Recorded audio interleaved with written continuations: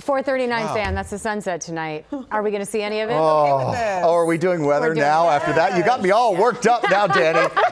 All right, let's get over to the wall. We'll show you exactly what it looks like. Nice transition, by the way. To the curve, if you will. Look at our clouds. So, look, we've had a brutal run of cold air, and we're a little bit better. So let's enjoy it. We're 49 degrees right now. A lot of us will tip that 50-degree mark as we go through the day today.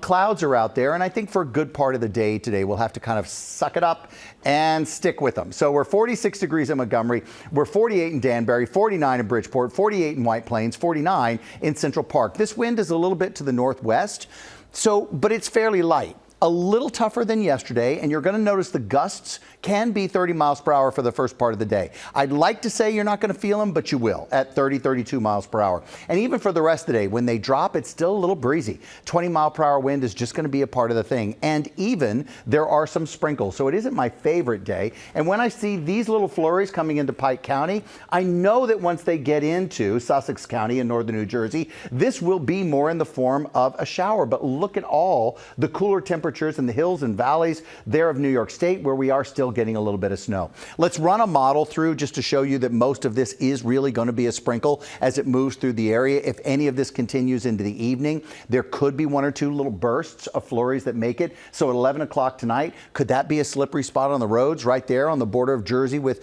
New York State? Yes, it could be. So be very careful out there tonight. It's not a lot of moisture, but we're right at the point where it can change over on the roads once it gets a little dark. Most of this as we get into the daytime, though, with a little bit of break on Saturday. Remember, by the time we get into Saturday night and Sunday, we are watching a system to come through that can drop some rain. But up until then, I don't think there's a lot of moisture. This is Saturday. Watch this move in the direction so it really does time out to Saturday night into Sunday morning. Also look at the flurries that are lasting behind this on those northwestern winds. So this could be a case again when we see some light flurries that dip into northern parts of our area.